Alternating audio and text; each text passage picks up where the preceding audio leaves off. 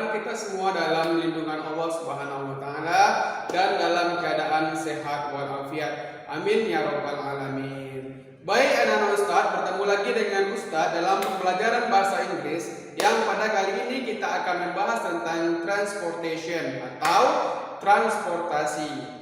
Materi kita pada hari ini adalah transportasi. Baik, untuk itu sebelum kita mulai belajar, mari sama-sama kita berdoa kepada Allah Subhanahu wa taala, mudah-mudahan dibukakan hati kita, dibukakan pikiran kita untuk menerima pembelajaran pada hari ini. Baik, mari kita mulai berdoa dengan mengucapkan basmalah. Bismillahirrahmanirrahim. Raditu billahi rabba wa bil islami dina wa bi Muhammadin nabiyya wa rasula. Rabbi zidni ilma warzuqni fahma. Amin ya rabbal alamin. Baik, anak-anak Ustaz, langsung saja mari kita simak video pembelajaran kali ini. Silakan anak-anak Ustaz simak dengan seksama dan dengan serius dan fokus supaya nanti bisa memahami atau dapat memahami pembelajaran kita pagi ini. Baik, langsung saja mari kita cek video pembelajaran kita. Tujuan dari pembelajaran kita kali ini adalah nanti di akhir pembelajaran, maka yang pertama siswa diharapkan bisa atau mampu memahami apa itu yang namanya transportasi, apa-apa saja yang ada transportasi di Indonesia. Kemudian yang kedua, siswa diharapkan mampu untuk memahami jenis-jenis transportasi yang ada di Indonesia, jenis-jenis transportasi apa aja yang ada di Indonesia. Baik, itu dia tujuan pembelajaran kita hari ini. Baik anak-anak Ustadz, pelajaran kita hari ini adalah tentang transportation atau transportasi.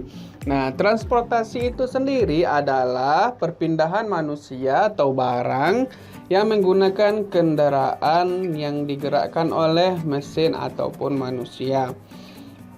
Atau transportasi adalah alat yang digunakan manusia untuk berpindah dari satu tempat ke tempat lain.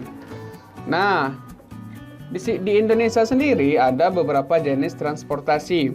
Yang pertama adalah land transportation, yang kedua sea transportation, yang ketiga air transportation. Land transportation adalah transportasi darat atau transportasi yang digunakan di daratan. Sedangkan sea transportation adalah transportasi laut atau transportasi yang digunakan di laut ataupun di air. Yang ketiga, air transportation. Air transportation adalah transportasi yang digunakan di udara. Sekarang kita masuk bahas satu-satu. Yang pertama adalah land transportation. Land transportation adalah transportasi yang digunakan di darat. Contohnya yang pertama adalah car ataupun mobil. Car, mobil. Mobil adalah alat transportasi yang lazim digunakan di Indonesia. Banyak masyarakat Indonesia yang menggunakan mobil sebagai alat transportasi. Yang kedua, contoh transportasi darat adalah bus atau bus.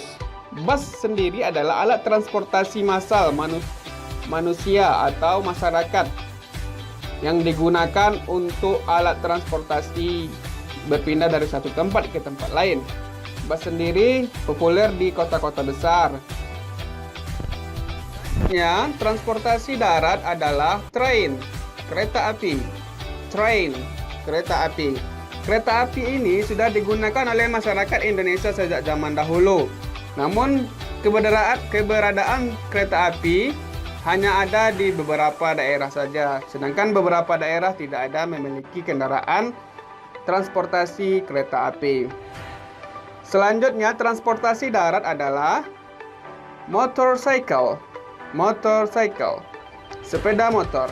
Nah, sepeda motor adalah alat transportasi yang sangat populer di Indonesia. Buktinya di jalanan kita banyak menjumpai jumlah sepeda motor di jalanan, melebihi dari jumlah mobil ataupun alat transportasi lainnya. Selanjutnya, transportasi darat adalah trishaw. street show atau becak. Becak sendiri masih digunakan sebagai alat transportasi di Indonesia hingga kini. Becak pada umumnya terbagi kepada dua. Yang pertama adalah becak yang digerakkan oleh tenaga manusia. Yang kedua adalah becak yang digerakkan oleh mesin ataupun motor. Di Pekanbaru sendiri, becak masih digunakan masyarakat sebagai alat transportasi. Namun pada umumnya becak yang digunakan di Pekanbaru adalah becak yang digerakkan oleh motor. Selanjutnya, alat transportasi darat adalah bike atau bicycle. Bike atau bicycle. Sepeda. Nah, di masa pandemi ini banyak masyarakat Indonesia yang menggunakan sepeda untuk olahraga sehari-hari. Sedangkan di negara-negara maju, sepeda sudah dijadikan alat transportasi. Hal ini digunakan untuk mengurangi polusi udara. Selanjutnya kita beralih ke sea transportation, transportasi laut atau transportasi air. Transportasi laut adalah transportasi yang digunakan di laut ataupun di air. Apa-apa sajakah transportasi laut? Mari kita simak berikut ini. Yang pertama ada ship atau kapal laut. Ship atau kapal laut. Kapal laut adalah digunakan untuk mengantar penumpang melewati satu pulau ke pulau lainnya melalui laut. Kapal laut sendiri bisa mengangkut manusia, barang maupun kargo dan lain-lain. Yang kedua, transportasi laut adalah canoe ataupun sampan. Sampan sendiri lazim digunakan masyarakat yang tinggal di dekat sungai. Sampan digunakan masyarakat untuk mencari ikan maupun menyeberangi sungai. Yang ketiga, transportasi air, air transportation atau transportasi udara. Transportasi udara adalah transportasi yang digunakan di udara. Contohnya yang pertama adalah pesawat atau plane. Pesawat digunakan masyarakat untuk transportasi berpindah dari satu tempat ke tempat lain yang memiliki jarak yang jauh ataupun medan yang tidak bisa dijangkau oleh kendaraan darat ataupun laut. Transportasi pesawat populer di masyarakat untuk mengangkut penumpang dari suatu tempat ke tempat lain yang jaraknya jauh. Yang kedua, transportasi udara yang kedua adalah helikopter. Helikopter digunakan untuk mengangkut penumpang dari suatu tempat ke tempat lain melalui jalur udara. Yang ketiga, transportasi udara adalah roket. Nah, roket sendiri digunakan oleh angkasawan atau astronot untuk menuju ke luar angkasa. Roket sendiri dirancang khusus untuk bisa menembus lapis-lapisan bumi. Oke, selanjutnya kita beralih ke airport. Airport artinya adalah bandar udara atau bandara. Nah, di airport lah penumpang turun ataupun naik dari pesawat ataupun parkir di tempat parkir pesawat. Selanjutnya adalah railway station. Railway station. Stasiun kereta api. Nah, di sini juga tempat turun atau naiknya penumpang kereta api. Yang selanjutnya adalah bus station. Bus station atau stasiun bus atau terminal bus. Di sini adalah tempat naik atau turunnya penumpang, juga tempat parkir. Selanjutnya ada port ataupun pelabuhan. Pelabuhan di sini adalah tempat singgahnya kapal-kapal untuk mengangkut atau menurunkan penumpang ataupun barang. Oke, selanjutnya kita akan beralih ke susunan kalimat asking someone to go to a place atau meminta seseorang untuk pergi ke sesuatu tempat. Di sini kita belajar tentang menggunakan kata come and go. Come and go. Come artinya datang, go artinya pergi. Come and go. I come to school by bus. Saya datang ke sekolah dengan bus. I go to school by bus. Saya pergi ke sekolah dengan bus. Sebenarnya maknanya sama, cuma perbedaan kalimat saja. Nah, di sini kita akan mempelajari tentang come atau comes, go atau goes.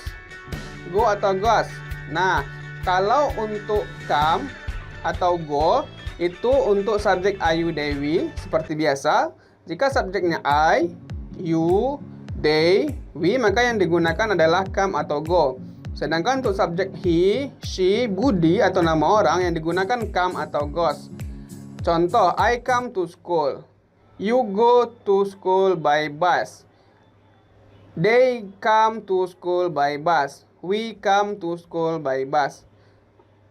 Contoh yang kedua, he comes to school by bus. She comes to school by bus. Budi goes to school by bus. She goes to school by bus. Oke, demikian tadi pembelajaran kita tentang transportation. Terima kasih atas perhatiannya. Nah, itu dia tadi pembelajaran kita pada hari ini. Mudah-mudahan anak-anak Ustadz yang sudah menyimak video ini dapat memahami pembelajaran kita pada hari ini dan mengaplikasikannya di dalam kehidupan sehari-hari. Oke, sebelum kita tutup pembelajaran kita, mari sama-sama kita mengucapkan hamdalah, alhamdulillahirabbil alamin. Terima kasih banyak. Assalamualaikum warahmatullahi wabarakatuh.